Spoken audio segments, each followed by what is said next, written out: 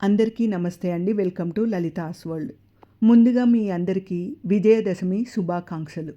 దసరా నవరాత్రులు చివరి రోజుకు చేరుకోగానే ముందుగా మన అందరికీ గుర్తుకు వచ్చేది జమ్మి చెట్టును పూజించడము, పాలపిట్టను దర్శించుకోవడము.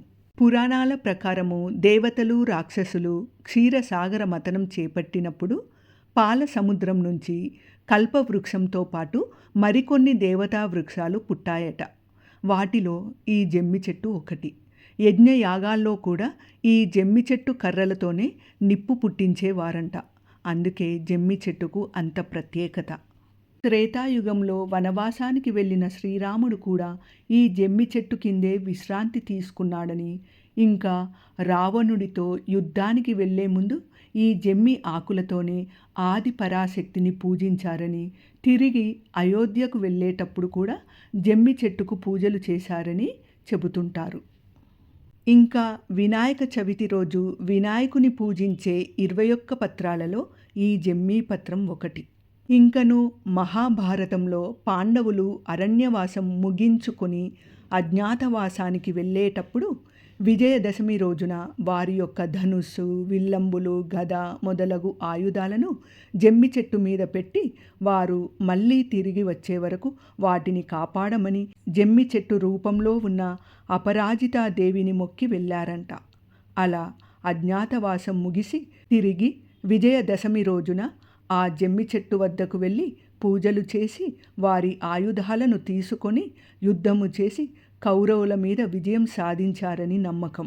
అందువల్లనే ప్రజలు కూడా తమను విజయాలు వరించాలని విజయదశమి రోజున శమీ శమయతే పాపం శమీ శత్రు వినాశిని అర్జునస్య ధనుర్ధారి రామస్య ప్రియదర్శిని అనే శ్లోకాన్ని చదువుతూ జమ్మి చెట్టు చుట్టూ ప్రదక్షిణలు చేసి ఆ జమ్మి చెట్టుకు పూజలు చేస్తారు.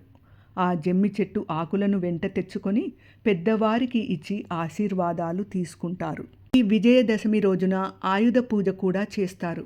మహాభారతంలో పాండవులు తమ ఆయుధాలను జమ్మి చెట్టుపై నుంచి తీసి పూజించారంట. ఆనాటి నుంచి తరతరాలుగా ఆయుధ పూజ చేయడం ఒక సాంప్రదాయంగా వస్తోంది. పిల్లల పుస్తకాల నుంచి రైతుల నాగళ్ళ దాకా, సైకిల్ నుంచి విమానాల దాకా, కూలీ పనులు చేసేవాళ్ళు, కుల వృత్తుల వాళ్ళు, వ్యాపారులు అందరూ తమ జీవితానికి ఆధారమైన వాటిని పూజలు చేసి గౌరవిస్తారు. ఈ దసరా రోజున పాలపిట్టను చూడాలన్న నియమం కూడా ఒకటి ఉంది. పాండవులు తమ ఆయుధాలను జమ్మి చెట్టు మీద నుంచి తీసుకొని తిరిగి తమ రాజ్యానికి వెళ్తున్నప్పుడు వారికి పాలపిట్ట కనిపించిందని, అప్పటి నుంచి వారికి సకల విజయాలు సిద్ధించాయని నమ్మకం.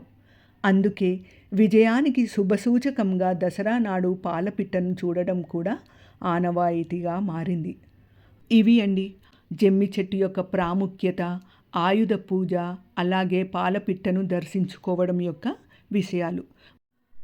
ఆ అమ్మవారి యొక్క చల్లని చూపు మనందరిపై ఉండాలని, ఆ అమ్మవారు మన అందరికీ ఆయురారోగ్యాలను ఇవ్వాలని, విజయాలను కలిగించాలని మనస్ఫూర్తిగా ఆ అమ్మవారిని కోరుకుంటూ మరొక్క మంచి వీడియోతో మీ ముందుంటాను. అందాక సెలవా మరి.